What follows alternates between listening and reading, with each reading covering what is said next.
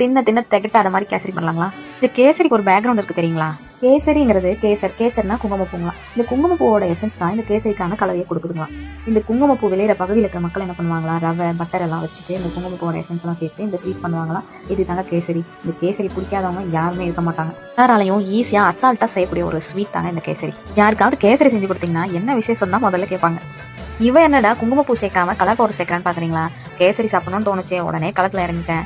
குங்குமப்பூ வாங்க முக்கியம், கலர் தானங்க முக்கியம். ஏதோ சாப்பிடணும் போல இருக்கு, அதுவும் ஸ்வீட்டா சாப்பிடணும் போல இருக்குன்னு நினைச்ச உடனே கிச்சனுக்குள்ள போய் 10 நிமிஷத்துல செஞ்சிருவோம் இந்த கேசரி.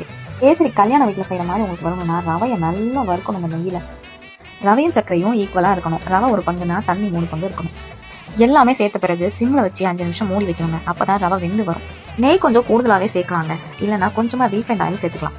இது போல பக்குவமா சமைச்சு எடுத்தீங்கன்னா கல்யாண வீட்டு கேசரி எனக்கு பிரமாதம். இது தேவ வந்த மாதிரி இருக்கும்.